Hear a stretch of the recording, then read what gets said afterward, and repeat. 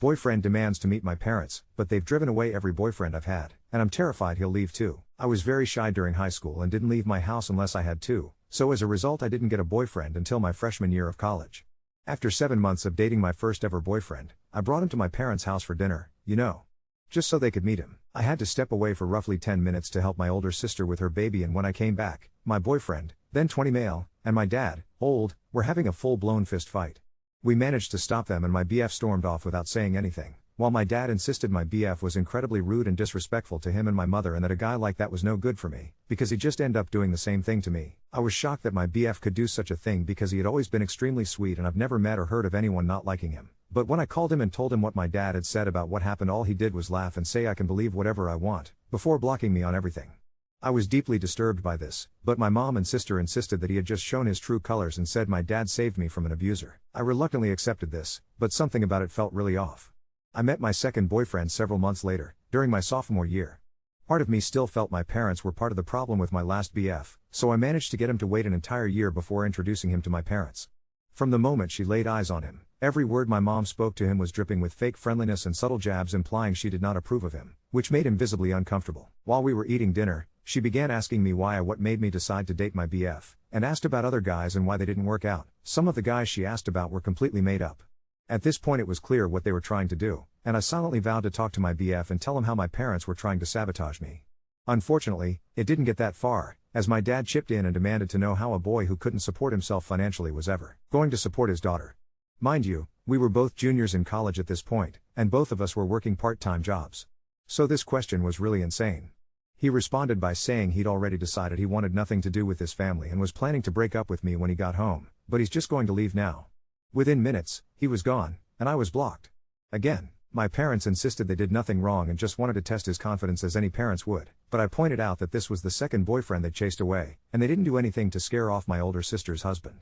I went low contact with them after that, but fast forwarding a little bit, I eventually allowed them to gaslight me into introducing them to my third boyfriend, whom I had met towards the end of my senior year, and basically the same thing happened. I had made it through college unable to find a long-term BF, purely because of my parents. I did meet my current BF, 28 meters, 2 years ago, and I have managed to avoid introducing him to my family thus far. If he ever brought it up, I would always have a ready-made excuse prepared to explain why it wasn't possible, which has been pretty easy because he usually only asks about them when planning for major holidays. I have fallen madly in love with him and hope to start a family with him one day, but he recently told me that he can't even allow me to move in with him until he's had a chance to meet my family. I do not know what to do, as I know my parents will make it their mission to break us up if they meet him, but based on his insistence on meeting them, I realize I can't put this off any longer. Usually, relationships end because of something one person in the relationship says or does, and it's incredibly unfair that I always end up single because of things I cannot control. I want to tell my BF about my parents and insist that meeting them is a bad idea, but I've listened in on some of his conversations with his friends, and the general consensus among them seems to be that a girl with a super dysfunctional family is a massive red flag, and an indicator of what their married life would be like. So I come here asking, how do I approach the problem that is my parents without risking losing the longest relationship I've ever had? If my parents end up being the cause of yet another breakup, I just don't know what I'll do. I just don't know. I am not fully no contact with my parents primarily because they helped me a lot financially during college and when I first graduated and was looking for a job. When I went low contact with them, they constantly yelled at me for being ungrateful and said family does not turn on each other over minor disagreement involving boys. It sounds ridiculous when I type it here, but after months of this treatment, when I found myself faced with the decision to either tell them I forgive them so they'll pay for my dorm room, or refuse to forgive them and have to move back home, I ended up caving. Why didn't I stand up for my past BFs when I saw them being verbally abused? I don't know. I've never been allowed to talk back to my parents, so the thought of calling them out while we have company over is not something I realized I could do, I guess. My arguments with them after they ran off BF 2 and 3 were the only times I've ever come into full conflict with them in my entire life. I will be going to my BF's house today after work, and will tell him everything. I am terrified he will still want to meet them. Just thinking about it has me shaking at my desk, but you all are right. He has a right to know and make his own decision. Update 1. I meant to make this update a lot sooner, but since my last post a lot has happened. I truly appreciate all the comments I received calling me out for hiding my parents being insane from my BF and encouraging me to be honest with him. My BF is pretty involved now, so I guess I should give him a fake name. I will call him Ethan. I sat Ethan down and told him about my parents and how they ran off my previous boyfriends, before showing him my original post as many recommended. Fortunately, he did not seem to care that I hadn't told him, but he did agree with many commenters that my parents were more than just insane, they were outright abusive. Although he understood how I felt, he still said he would like to meet them, both to see it for himself, but also because he felt there was an underlying reason for their behavior. My parents have dinner for the family every Sunday, which I have been attending on the weeks that I'm not hanging out with Ethan that day, so we agreed that he would come to the next one. When Sunday came and we arrived at my parents' house, my anxiety was through the roof. Ethan had agreed to leave with me the moment things started to get out of hand, but with my parents that could have easily been as soon we walked through the front door. My parents were surprisingly very nice, though. My dad actually seemed excited to see Ethan, and my mom fawned over her daughter bringing home such a handsome, confident-looking man. I couldn't understand what was happening. Ethan even shot me a look a couple times, as if to silently ask if he was missing something, because my parents were actually lovely. I want to provide a play-by-play of the entire night, but the post would just be too long. The point is, my parents had done a complete 180 from their previous behavior, and it made me look and feel crazy for trying to warn Ethan about them ahead of time. During dinner, my mom said she was so happy to see her daughter had finally found someone who wasn't judgmental and was willing to give me a chance because of the person I am today, because the past doesn't matter. My heart dropped. What was she talking about? Ethan said he does not know about anything in my past that may be cause of concern, and my parents exchanged a concerned look, as if it was rehearsed. My dad asked him why he thinks my previous relationships failed, and he said that he was under the impression they got scared away after meeting my parents. My mother looked at me with disappointment on her face and said, "Is that really what you told him?" I was at a loss for words, but Ethan was not. He said that it's pretty clear they are trying to plant seeds of doubt in him about our relationship, but he is not interested, as he knows me well enough to know my character and that even if there was something serious in my past, parents who loved and supported me or even just wanted grandchildren would keep it a secret to avoid ruining my relationship. My dad said he already has 2 grandchildren, and motioned towards my sister, who did not have her kids with her that evening. Ethan said my dad must have been very supportive of my sister for her to be able to start a family while he tries to run off any guy I bring home, and my dad's response was very casual, but extremely shocking. He said, "Of course, she's actually mine." Everyone was quiet for a few moments, until Ethan spoke up and said that now all of the abuse they've only put me through is starting to make sense. My mom said he's spouting nonsense, and that I have not been abused in any way. She then looked at me and admitted her marriage had a rocky start, but both her and my father have moved past that. I was too busy replaying my entire life in my head to say anything. The previous boyfriends, the lack of support for my social outings growing up, the volleyball games I had to have a friend drive me to because my parents were always too busy, the rage I was always at risk of facing if I ever spoke my mind. All while my sister got the opposite. I started to cry, the hardest I ever have. Ethan immediately announced that we are leaving. My dad demanded we stay where we are so we can clear things up, but Ethan ignored him as he pulled me out of my chair and led me away. My mom screamed at me not to leave, and that this guy was trying to isolate me from my family. I yelled back that if anyone had been trying to isolate me, it was her, for my whole life. As we drove back to Ethan's place, my mom sent me several text messages cussing me out, saying one mistake doesn't change the fact that my dad loved, supported, and raised me, and that he would always be my real father. Ethan said he's not my dad, he's an abusive, controlling asshole who was taking his insecurities out on me. I ended up blocking both of my parents' numbers because they were saying some truly awful things to me, both about myself and Ethan. Ethan said he was expecting them to be crazy, but this was far worse than he could have anticipated. He said I need to go into therapy immediately, and that he will pay for anything my insurance doesn't cover. My parents showed up at my apartment twice yesterday to demand I come out and speak to them, but I've been staying at Ethan's all weekend and will likely be here all week. I'm not sure if this is the update y'all wanted. I had countless people enraged at me for being spineless and not standing up to my parents, and while I had planned on doing so, that's not what happened. I don't know what is going to happen with my parents, or where I go from here, but now that the holiday is over I can spend some time looking for a good therapist. Update 2. After staying at Ethan's for that week, I returned to my apartment but kept my parents blocked. My sister reached out multiple times, alternating between begging me to talk to our parents and accusing me of tearing the family apart over ancient history. I finally agreed to meet her for coffee, hoping for some clarity.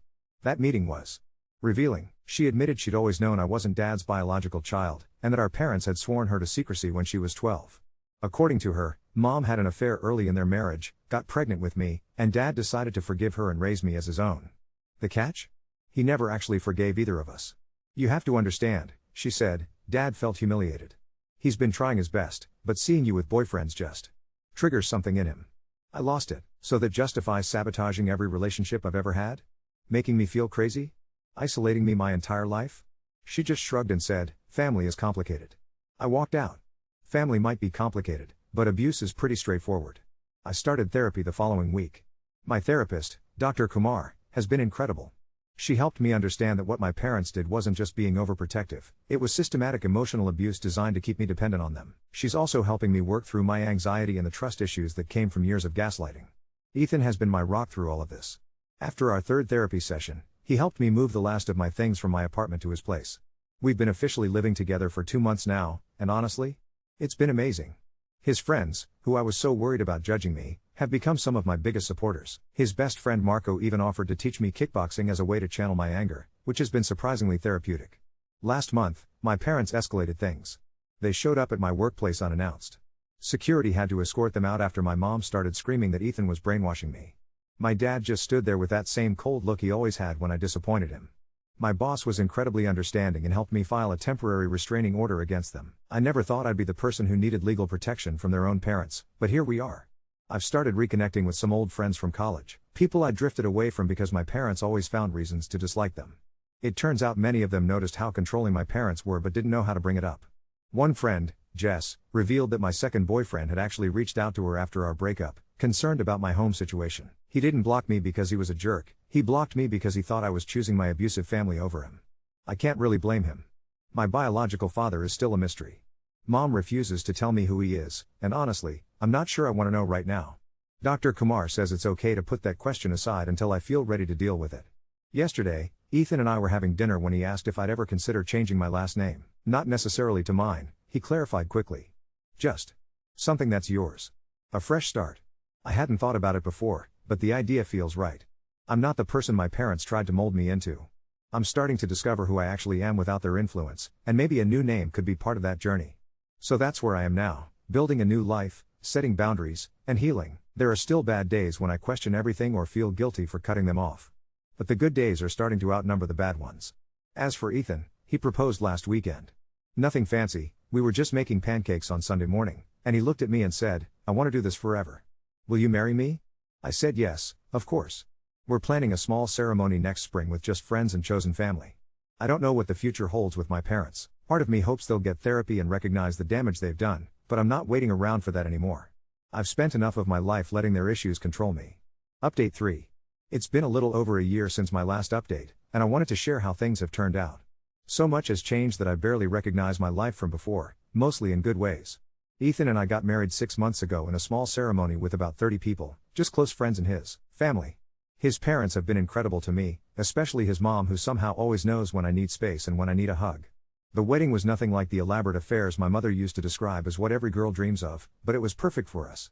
We wrote our own vows, and I managed to get through mine without crying, though it was a close call. Ethan's best friend Marco officiated, and my college friend Jess was my maid of honor.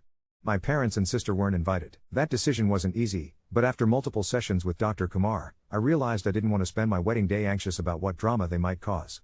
The restraining order had expired by then, but I kept my boundaries firm.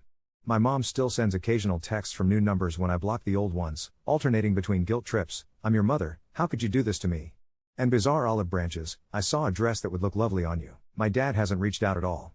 My sister showed up at my apartment, my old one. She didn't know I'd moved, 3 weeks before the wedding, with a letter she claimed was from both my parents, begging me to end this ridiculous feud and inviting them to the wedding. When I refused, she accused me of being selfish and playing the victim. She said some truly horrible things that day, including that I was punishing them for something that happened before I was even born. I told her that I was protecting myself from people who had systematically sabotaged my happiness for 25 years, and that if she couldn't see the difference, maybe we needed space too. We haven't spoken since. Therapy has been life-changing. Dr. Kumar helped me recognize how deeply my parents' treatment affected my self-worth and decision-making. I used to think I was just naturally shy and anxious, but now I understand how much of that was trained into me. I've been working on setting boundaries, expressing my needs clearly, and not apologizing for existing, skills that sound basic but were completely foreign to me a year ago. In a weird twist of fate, my second ex-boyfriend, the college one, reached out to me after seeing a mutual friend post about my engagement. He apologized for how things ended and admitted he'd been immature in his reaction. We had coffee once, which was awkward but healing in its own way. He's married now with a baby on the way. It was strangely validating to hear him say, "Your parents were absolutely terrifying, and I just didn't know how to handle it at 21. Career-wise, I've flourished since getting away from my parents' influence. I switched departments at work, moving from accounting to marketing, where I'm much happier. My boss, who witnessed the scene my parents caused, has become something of a mentor, and I've received 2 promotions in the past year. Turns out I'm actually good at creative problem solving when I'm not second-guessing every decision. Ethan and I bought a small house about an hour from the city. It's nothing fancy, but it has a yard where we've started a garden and enough space for his home office and my craft room.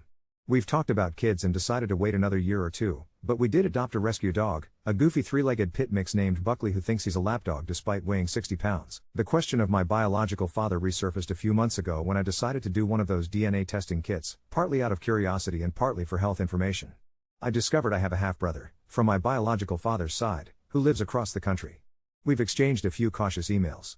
He told me our father passed away 5 years ago from heart disease, information that was both disappointing and oddly freeing. I'm still processing how I feel about never having the chance to meet him. There are still hard days.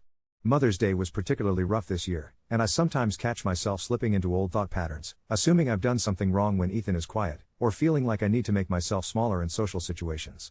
But the difference is now I recognize those moments for what they are, echoes of my upbringing, not reality. Last week, I found an old photo album while unpacking a box I'd forgotten about.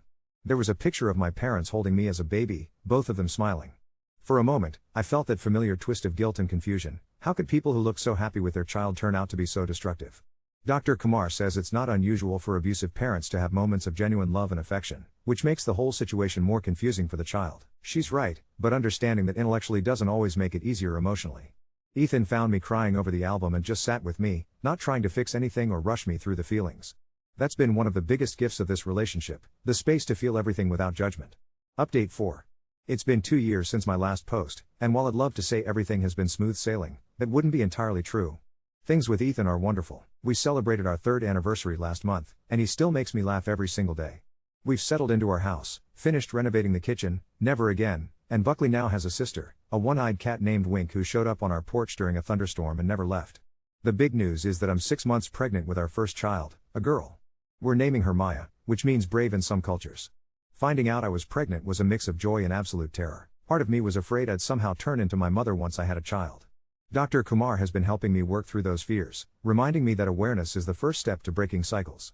Ethan has been reading every parenting book he can find, determined that we'll create a home filled with the love and support neither of us fully had growing up. Now for the complicated part. 4 months ago, my sister showed up at our door unannounced. I nearly closed it in her face, but something about her expression stopped me. She looked broken. Turns out, she'd finally seen behind the curtain of our parents' manipulation. According to her, our mother had been getting increasingly unstable after I cut contact.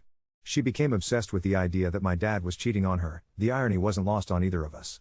She started monitoring his phone, following him to work, and accusing random women of having affairs with him. My sister had always defended her, making excuses for the behavior just like she'd done with how they treated me. The breaking point came when my mom had a complete meltdown at my niece's school concert, accusing my sister's husband's coworker, who was there for her own child, of sleeping with my dad. My sister said it was like watching someone transform into a stranger right before her eyes. My dad's response was to check my mom into a psychiatric facility against her will and tell the family she was on vacation. My sister found out the truth when she went to their house and found my dad packing up my mom's things. When she confronted him, he coldly told her that her mother was getting the help she needs and that they wouldn't be discussing it further. When she pushed back, he threatened to cut her off financially. Apparently he'd been helping with their mortgage, something I never knew. She left in tears and spent the next week piecing together things that had never made sense, including how our parents had treated me. She admitted that she'd always known something was wrong but had convinced herself it was normal because acknowledging the truth meant accepting she'd been complicit. I didn't forgive her right away. 3 years of silence followed by a sudden realization when it finally affected her didn't seem like enough. But I did listen, and when she asked if she could come to my next therapy session, I reluctantly agreed. That session was brutally honest. Dr. Kumar didn't let either of us hide behind platitudes. My sister broke down completely when she had to acknowledge that she'd watched our parents isolate and gaslight me for years, and that she'd benefited from being the real daughter. I admitted that part of me had always resented her, not just for being favored but for never standing up for me. We've been slowly rebuilding since then. She comes over for dinner once a month, and we text occasionally. Ethan was skeptical at first but has come to believe her change of heart is genuine. She started therapy herself and has been setting boundaries with our dad, who apparently doesn't like the new dynamic one bit. My mother is still in treatment, diagnosed with borderline personality disorder among other things. My sister visits her and says she's improving with medication, but I'm not ready for that contact. Maybe someday, but not while I'm carrying my daughter. I need to protect my peace right now. In an unexpected twist, my half-brother from my biological father's side flew out to meet me 6 months ago. James is 5 years older than me, successful, kind, and has my exact laugh, something that startled both of us the first time it happened. He shared stories and photos of our father, a complicated man who had apparently tried to find me when I was in my teens but was turned away by my mother. James and his wife have become regular visitors, and he's thrilled about becoming an uncle.